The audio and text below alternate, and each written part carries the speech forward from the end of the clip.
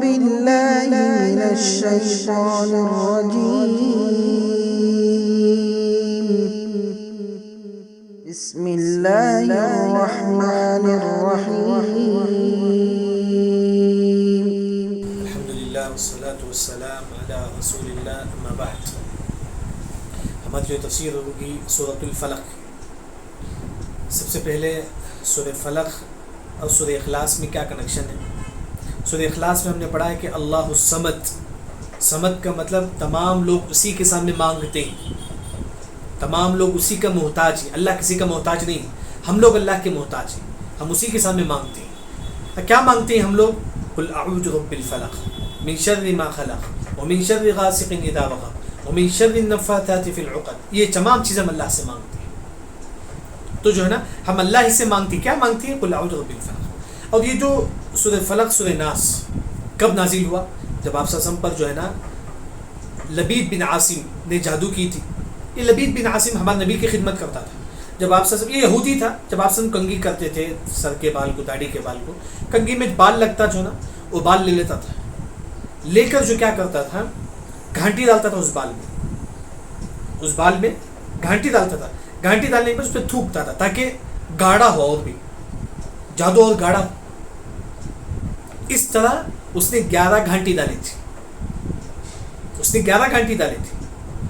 تو سورہ فلق سورہ ناس میں 11 آیت کیوں ہیں؟ کیونکہ لبید بن عاصم 11 گھانٹی ڈالے تھے.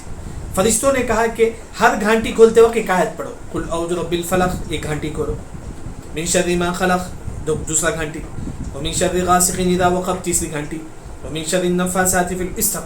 یعنی کہ پوری 11 آیت جو ہے نا 11 گھانٹی کیا ہے، کھولو. اس طرح 11 گھنٹی میں 11 آیت پڑھو تو 11 گھنٹی کھل جائے گا اللہ کے حکم سے. جب آپ سے پر جادو ہوا تھا کتنے مہینے تک؟ 6 مہینے تک. تبلیغ پر کوئی اثر نہیں ہوا تھا، بلکہ اتنا افیکٹ ہوا تھا آپ سے پر کہ آپ سے بولے کہ میں وہ کام کر دیا. صحابیات بولتے کہ آپ نہیں کریں، بس اتنا ہوتا تھا افیکٹ. آپ سمجھے کہ وہاں گیا، جبکہ جادو ہوا تھا. کہ جادو میں ایسا بولتے تھے آپ سے میں وہاں گیا، جبکہ آپ سے نہیں گئے تھے. بس اتنا افیکٹ ہوا، بس اتنا افیکٹ ہوا. یعنی کہ آپ سے بولتے کہ میں ادھر گیا تھا لیکن آپ سے نہیں گئے تھے. یعنی کہ جادو میں اتنا ہی افیکٹ ہوتا. بس تبلیغ وغیرہ میں، قرآن حدیث میں کوئی افیکٹ نہیں ہوتا. بس 6 مہینہ جو ہے نا آپ سے ہمارے نبی پر جادو ہوا تھا. جادو کا انکار کون کرتے ہیں؟ معتزلہ ایک فرقہ ہے جو جادو کا انکار کرتے ہیں. جبکہ ہمارا عقیدہ ہے کہ جادو برحق ہے، بلکہ جادو کا اثر ہوتا ہے اللہ تعالیٰ چاہے تو. بلکہ جادو ہے، جادو حق ہے، جادو کا اثر اللہ تعالیٰ چاہے تو ہی ہوئے گا. اور فرعون کے زمانے میں جادو تھا، جیسے کہ معلوم ہے قرآن میں خود اللہ نے ذکر کیا. تو جادو ہے بالکل.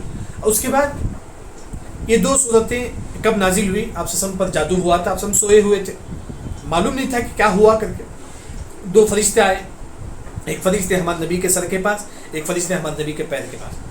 دونوں بیٹھے، دونوں فرشتے آپس میں بات کر رہے تھے، ایک دوسرے کو سوال کے ذریعے سے جواب دے رہے تھے. مطلب ایک فرشتہ دوسروں کو پوچھ رہا تھا کہ محمد کو کیا ہوا، تو فرشتے جواب دیں کہ محمد کو جادو ہوا. تو فرشتوں نے کہا، یہ فرشتے اس سے پوچھتے ہیں کہ کس سے ہوا، کس نے کیا معلوم ہے؟ تو وہ بولتے ہیں کہ لبید بن عاصم نے. پھر فرشتے بولتے ہیں کہ جو ہے نا یہ جادو جو لبید بن عاصم نے کیا ہے، کس سے کیا ہے؟ تو فرشتے کہتے ہیں کہ سر کے بال سے. پھر وہ فرشتے جواب دیتے ہیں وہ سر کے بال کہاں ہیں؟ کہتے ہیں کہ فلاں کنواں میں ایک پتھر ہے، پتھر کے نیچے وہ سر کے بال جو ہے نا وہ گھانٹی بن کے رکھا ہے. تو اسے کیسا کھولنا چاہیے، یہ جادو کیسا دور ہوگا؟ تو فرشتے آپس میں بات کرتے ہوئے کہتے ہیں کہ تم کیا کرو، بس ہر گھانٹی کو کھولتے وقت جو ہے نا ایک ایک آیت پڑھو، گھانٹی کھولو. قل اعوذ بالفلق، ایک گھانٹی کھولو. اس طرح ہر آیت پڑھ کے جو ہے نا 11 آیت ہے تو 11 گھانٹی جو ہے نا کھل جائے گا. تو یہ 2 فرشتے آپس میں بات کر رہے تھے ہمارے نبی کے سامنے. پھر چلے گئے تو آپ نے پورے بات سن کر جو ہے نا صحابی سے کہا کہ تم جاؤ. 2 صحابی سے کہا کہ غالباً 2 صحابی ہیں، ان سے کہا کہ تم جاؤ فلاں کنواں میں ایک پتھر ہے، وہ پتھر کے نیچے جو ہے نا یہ لبید بن عاصم نے جادو کیا ہے مجھ پر، وہ گھانٹی کھولتے وقت ایک ایک آیت پڑھ کے ایک گھانٹی کھولو. تو اس طرح پوری گھانٹی کھولنے کے بعد ہمارے نبی سے جادو چلا گیا. تو یہ اس وقت جو ہے نا یہ صورتیں نازل. 2 فرشتے جب آپس میں بات کر رہے تھے، جب فرشتوں نے کہا کہ جادو کیسا جائے گا تو 2 صورتیں پڑھ کر سنائے فرشتے. پھر کہا کہ 2 ہر گھانٹی پر 1 صورتیں پڑھو، 1 آیت پڑھو بس. تو تو اس طرح 11 آیتیں جو ہے نا سورہ فلق سورہ ناس میں نازل ہوئی. بڑے عظیم صورت ہے. بلکہ آپ دیکھیں گے ابی بن کعب رضی اللہ عنہ کے بعد جو قرآن ہے اس میں سورہ فلق سورہ ناس نہیں ہے. کیوں؟ کیونکہ ابی بن کعب رضی اللہ عنہ فرماتی ہیں کہ 2 سورت دعا ہے, دعا کے طور پر نازل ہوا تو قرآن میں ایڈ نہیں کرتے تھے. کون؟ ابی بن کعب رضی اللہ عنہ. بلکہ اس کے علاوہ تمام صحابہ, بلکہ یہ ان کا کہنا ہے, تمام صحابہ کا کہنا ہے کہ 2 سورت قرآن میں سے ہے, سورہ فلق سورہ ناس قرآن میں سے. اس کی دلیل یہ ہے کہ آپ صلی اللہ علیہ وسلم نماز میں پڑھا کرتے تھے. دوسری دلیل عثمان رضی اللہ عنہ جو قرآن جمع کیا ہے اس میں انہوں نے قرآن کے طور پر 2 سورتیں ایڈ کیا ہے. تو اس سے خود معلوم ہوتا ہے کہ دونوں صورتوں میں جو ہے نا اس کا تعلق قرآن سے ہے. اس کے بعد آئیے ہم تو تفسیر دیکھیں گے. سب سے پہلے بسم اللہ الرحمن الرحیم. قل اعوذ برب الفلق. قل کا مطلب کہو. کیوں اللہ نے کہا کہ کہو؟ قل اللہ نے کیوں کہا؟ کیونکہ ہم لوگ کمزور مخلوق ہیں. قل سے خود معلوم ہوتا ہے کہ ہم کمزور ہیں, ہم لوگ کوئی نہ کوئی بچائے گا. کون بچائے گا؟ اللہ تعالیٰ. ہم محتاج ہیں اللہ تعالیٰ کے. تو اس وجہ سے اللہ نے کہا کہ قل, تم تمام لوگ کہو کیا؟ اعوذ, اللہ تعالیٰ میں تیرے پناہ میں آتے ہیں.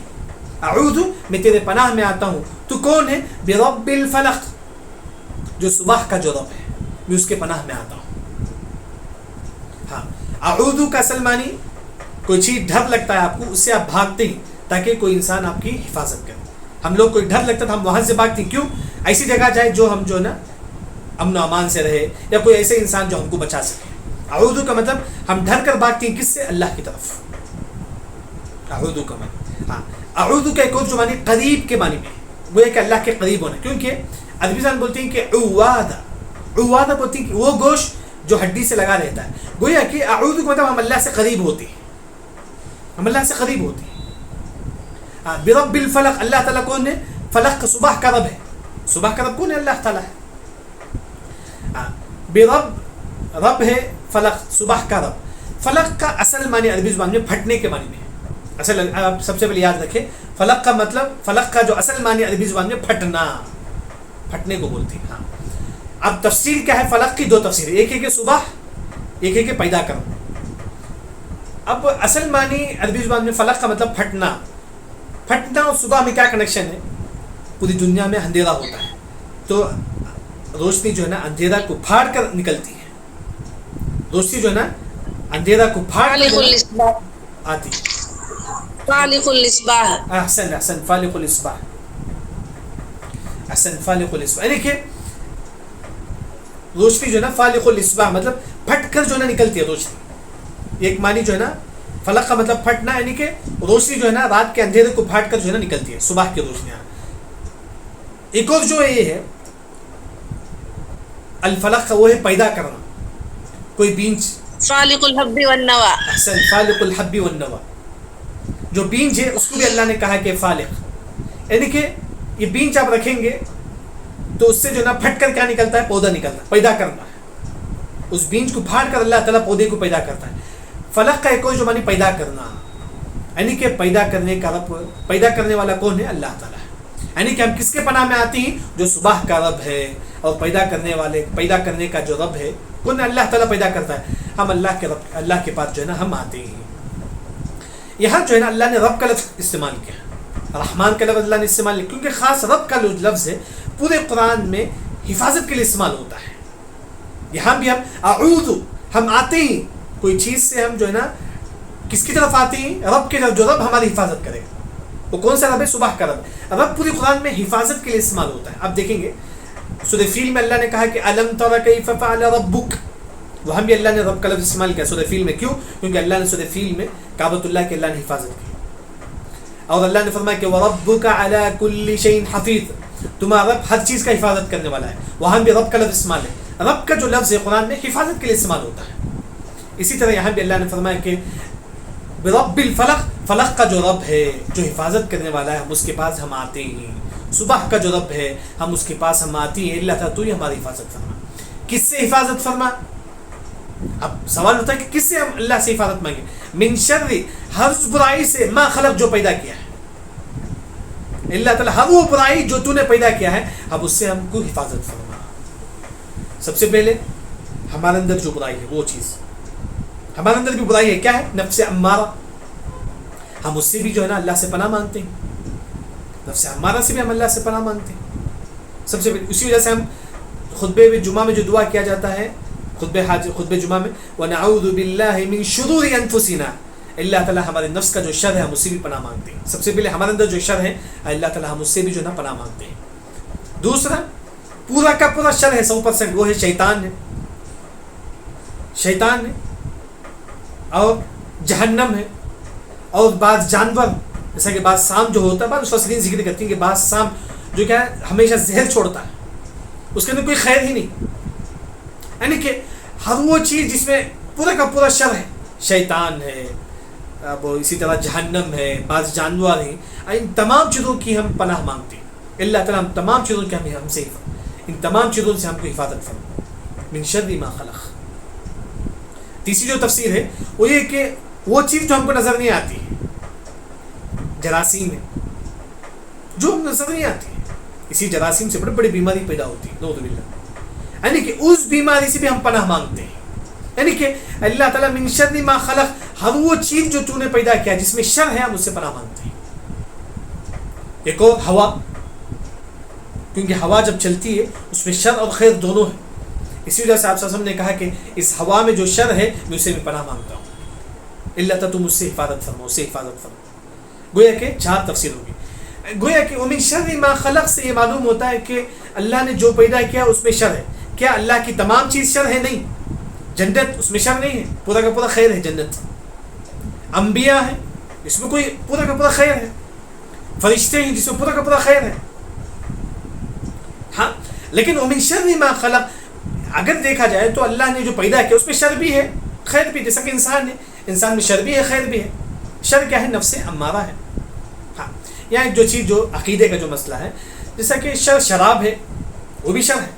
ہم یہ نہیں بولیں گے کہ شراب اللہ کی جانب سے نہیں بول سکتے، جبکہ اللہ ہی نے پیدا، ہر برائی کو اللہ ہی نے پیدا کیا ہے. اس آیت سے معلوم ہوا کہ ما خلق، جس کو تو نے پیدا کیا ہے، من شر، ہر شر سے، ما خلق جس کو اللہ نے پیدا کیا. یعنی کہ اس سے معلوم ہوا کہ ہر شر کو اللہ ہی نے پیدا کیا ہے، ہر برائی کو اللہ ہی نے پیدا کیا ہے. لیکن یہاں ایک مسئلہ، ہم بولیں گے کہ نماز اللہ کی جانب سے ہے، زکوٰۃ اللہ کی جانب سے ہے، لیکن شراب اللہ کی جانب سے نہیں بولیں گے، جھوٹ اللہ کی جانب سے نہیں بولیں گے. ادب، اللہ کے ساتھ ادب ہے، کیونکہ دعا میں خود آپ پڑھیں گے وَالشَّرُّ لَيْسَ إِلَيْكَ، برائی کی نسبت اللہ کی طرف کرنا جائز نہیں. ہم یہ بول سکتے ہیں کہ نماز اللہ کی جانب سے، روزہ اللہ کی جانب سے، لیکن یہ بولنا جائز نہیں ہے کہ شراب اللہ کی جانب سے، جھوٹ اللہ کی جانب سے، سود اللہ کی جانب سے. جائز نہیں بولنا، اس طرح بولنا جائز نہیں. یعنی کہ وَمِن شَرِّ مَا خَلَقَ. اس کے بعد وَمِن شَرِّ غَاسِقٍ إِذَا وَقَبَ. وَمِن شَرِّ، اللہ تعالیٰ، اب یہ ہوتا ہے کہ ہم کس برائی سے پناہ مانگتے ہیں؟ سب سے پہلے ہر برائی سے بھی پناہ مانگتا ہوں. دوسرا آیت نمبر 3 میں اللہ تعالیٰ رات کی جو برائی ہے مجھ سے پناہ مانگتے ہیں. وَمِن شَرِّ، اس برائی سے، غاسق کا مطلب رات، غاسق مطلب رات. اذا، جب، وقب جب داخل ہوتا ہے، جب پہلی مرتبہ جب رات داخل ہوتی ہے، اب شام ختم ہوتا ہے، مغرب کے بعد جب پہلی مرتبہ جب رات داخل، اسے بولتی ہے کہ وقب. یعنی کہ اس وقت سے ہی تو میری حفاظت فرما. جب تھوڑا اندھیرا ہوتا ہے دنیا میں، شام کے بعد جب تھوڑا اندھیرا ہوتا ہے، تب سے ہی تو میری حفاظت فرما. یہی مطلب اس آیت. ومن شر غاسق، رات کی جو برائی ہو سکتی ہے اللہ تعالیٰ. رات میں کیا ہوتا ہے کہ شیطان پھرتے ہیں، شیطان. اسی وجہ سے حدیث میں آتا ہے کہ کفو صبیانکم، کیونکہ رات کے وقت شیطان، رات کے وقت جو ہے نا بچوں کو اپنے گھر میں رکھو، کیونکہ شیطان جو ہے نا گھومتے رہتے ہیں. دوسرا، رات کے وقت جانوروں کی، ہو سکتا ہے جنگل سے کوئی جانور آ جائے، ہم اللہ تعالیٰ ہم کو اس سے بھی بچا لیں. یعنی کہ رات کے وقت جو برائی ہو سکتا ہے، رات کے وقت شیطان جو وسوسہ زیادہ ڈالتا ہے، کیونکہ انسان اندھیرا ہوتا ہے، تنہائی میں ہوتا ہے، وسوسہ ڈالتا ہے شیطان. یعنی کہ اس سے بھی میں پناہ مانگتا ہوں. ومن شر غاسق اذا وقب. بعض مفسرین نے ومن شر غاسق اذا وقب کی ایک اور تفسیر کرتے ہیں. وہ کیا ہے؟ ومن شر، ہر شر سے، غاسق چاند، چاند، اذا وقب، چاند جب اس کے سوراخ میں چل جاتا ہے. ہمیں کاف کر لیتے. وقب کا مطلب جب سوراخ سمجھیے. اصل وقب کا جو معنی ہے عربی زبان میں، جو پہاڑ کے اوپر، پہاڑ میں جو وہاں سوراخ جو ہوتا ہے جہاں پانی ٹک جاتا ہے، اسے بولتے ہیں کہ وقب. یعنی کہ غاسق کا ایک اور جو معنی چاند.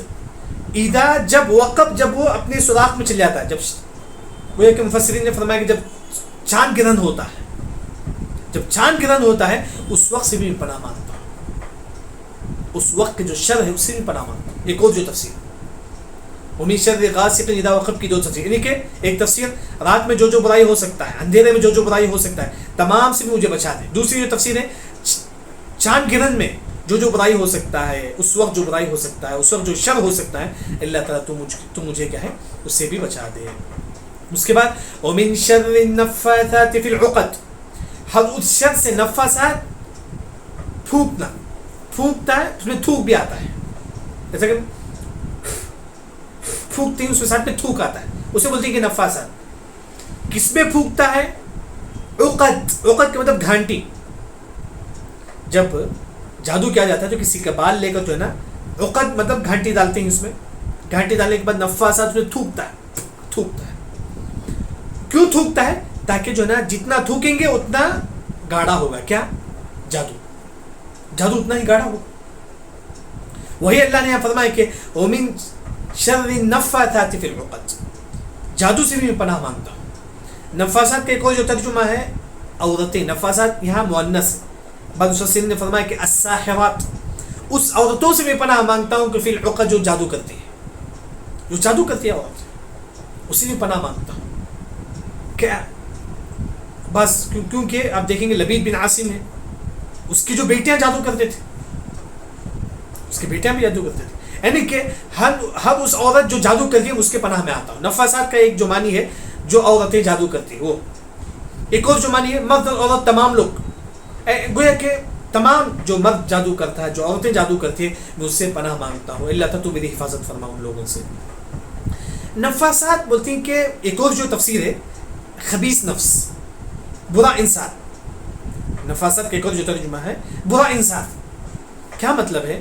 جب گھانٹی ڈالتا ہے جادو کے لیے کسی کے بال کو، اس کے جادو کے لیے اسے شیطان کی مدد لینا پڑتا ہے، جنوں کی مدد لینا پڑتا ہے، بعد سیدھے غلیظ منتر پڑھ کر اس میں پھونکتا ہے تاکہ جادو اور گاڑھا ہو۔ نفاسات کا مطلب برا نفس۔ یہ کون کر سکتا ہے؟ برا انسانی شیطان کی مدد سے، جنوں کی مدد سے جادو کرتا ہے۔ وہ جادو کرتے وقت جو ہے نا پھونکتا ہے۔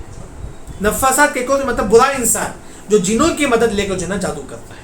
وَمِن شَرِّ النَّفَّاثَاتِ فِي الْعُقَدِ، میں جادو سے بھی میں پناہ مانگتا ہوں۔ پھر اس کے بعد اللہ نے فرمایا کہ وَمِن شَرِّ حَاسِدٍ إِذَا حَسَدَ، اللہ تعالیٰ میں حاسد کی حسد سے بھی پناہ مانگتا ہوں۔ یعنی کہ حاسد کسے بولتی؟ زید ابھی حسد نہیں کیا تو زید کو حاسد نہیں بولیں، زید جب حسد کرتا ہے اسے حاسد بولیں۔ حاسد کسے بولتی ہے؟ کہ جو انسان حسد کرتا ہے۔ ومن شر، اللہ تعالیٰ میں اس شر سے بھی پناہ مانگتا ہوں، حاسد جو حسد کرنے والا ہے، اذا حسد جب وہ حسد کرتا ہے، یعنی کہ جو انسان حسد کرتا ہے میں اس سے بھی میں پناہ میں آتا ہوں، اللہ تعالیٰ اس سے تو مجھے بچا دے، اس انسان سے بھی کیا تو مجھے بچا دے۔ سب سے پہلی بات حسد کون کرتا ہے؟ تو علیم نے کہا کہ وہ انسان حسد کرتا ہے جو دنیا کی خواہش کرتا ہے، جس کے اندر دنیا کی خواہش ہو، وہ انسان زیادہ حسد کرتا ہے۔ اس کی دلیل ابو الدرداء رضی اللہ عنہ فرماتی ہیں، جیسا کہ حلیۃ الاولیاء میں ذکر ہے کہ جو انسان زیادہ موت کو یاد کرتا ہے قل حسد، وہ حسد کو بہت کم کرتا ہے۔ جو انسان موت کو یاد کرتا ہے وہ انسان حسد بہت کم کرتا ہے۔ موت کو یاد کرنے کا مطلب اس کا ٹارگٹ آخرت، بس اس کا ٹارگٹ آخرت، وہ انسان حسد بہت کم کرتا ہے۔ جو انسان دنیا کی خواہش کرتا ہے وہ انسان حسد بہت زیادہ کرتا ہے۔ کیا کرتا ہے؟ اسے وہ مال نہیں ملنا ہے، اسے وہ پراپرٹی نہیں ملنا ہے، اسے وہ گاڑی نہیں ملنا ہے، یعنی کہ جو دنیا کی خواہش ہے وہ انسان زیادہ حسد کرتا ہے۔ پھر حسد کی 3 قسمیں ہیں، جیسا کہ محمد عبد الوہاب رحمہ اللہ نے حسد کی 3 قسمیں بیان کرتے ہیں۔ ایک ہے 2 حرام ہے، 1 جائز ہے۔ حرام کیا ہے؟ میں مثال کے طور پر زید کو دیکھتا ہوں، زید کے پاس مال ہے، گھر ہے، دولت ہے، سب کچھ ہے، میں چاہتا ہوں کہ اللہ تعالیٰ زید سے مال کو تو چھین لے، اللہ تو زید کو جو مال جسی نعمت دی ہے اسے چھین لے، اس کا بزنس کو فلاپ کر دے۔ یہ حسد شریعت میں جائز نہیں۔ گویا کہ اگر آپ یہ کرتی ہیں گویا کہ اللہ کی تقدیر پر ہاتھ اٹھاتی، اللہ نے زید کو مال دیا ہے آپ کیوں حسد کرتی؟ اللہ نے اسے مال دیا۔ اگر میں بولتا ہوں کہ اللہ تعالیٰ زید سے مال کو چھین لے، اس سے جو نا بزنس ختم کر دے، اسے نقصان کر دے، یہ جائز ہے شریعت میں، حسد حرام ہے۔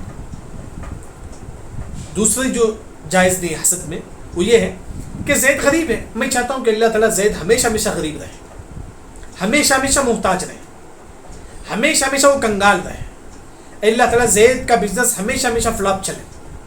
یہ بھی حسد کی ایک شکل ہے، وہ شریعت میں جائز نہیں، یہ بھی جائز نہیں شریعت میں. اللہ تعالیٰ زید ہمیشہ غریب رہے اس طرح، یہ بھی شریعت میں جائز نہیں، یہ بھی حسد کی ایک شکل ہے جو حرام ہے شریعت میں. کون سی حسد جائز ہے؟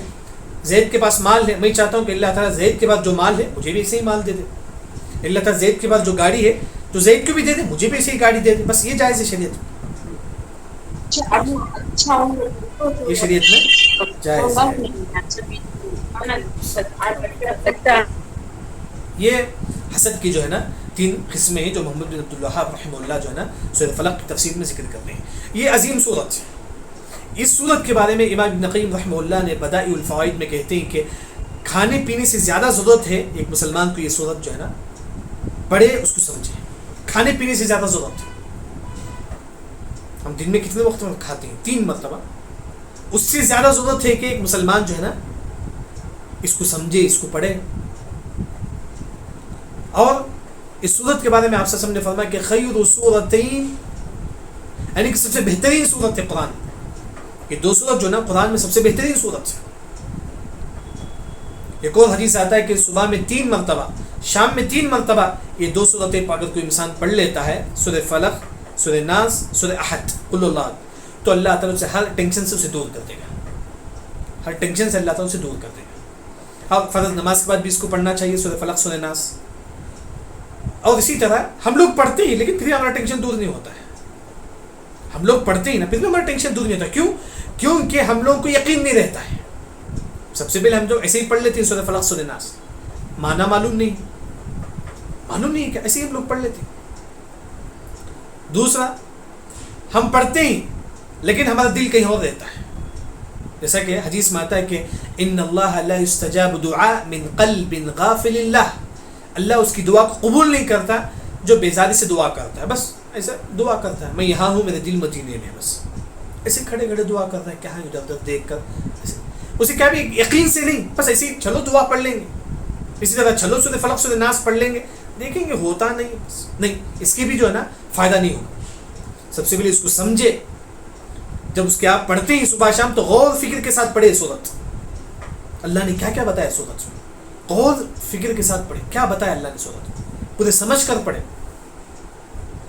اور جتنا آپ یقین کریں گے، یعنی کہ اس صورت میں کیا بتایا گیا ہے، اللہ تعالیٰ دنیا کی ہر وہ مخلوق جو مجھے نقصان پہنچا سکتی ہے میں اس سے بچنا چاہتا ہوں. ومن شر ما خلق، تمام چیز. بزنس میں نقصان ہے، اللہ تو مجھ سے بچتا ہوں. لوگ بولتے ہیں کہ بزنس میں مجھے نقصان ہوتا ہے، یہ صورت پڑھو سورہ فلق نا، من شر ما خلق. کوئی انسان کبھی لوگوں کو ڈبا دیتے ہیں، اللہ نے فرمایا کہ من شر ما خلق، یہ صورت پڑھو. یعنی کہ ہر وہ چیز جو آپ کو نقصان پہنچ سکتا ہے، آپ اس سے بچنا چاہتی ہیں تو یہ صورت پڑھو. بڑی عظیم صورت ہے، یاد رکھیں، بڑی عظیم صورت ہے. بلکہ سورہ فلق، سورہ ناس پڑھ کر بچوں کو بھی پھونکنا چاہیے. یہ 2 صورتیں پڑھ کر جو ہے نا بچوں کو بھی پھونکنا چاہیے. یہ عظیم صورت ہے، ہر انسان جو ہے نا اس کو پڑھے اور سمجھے.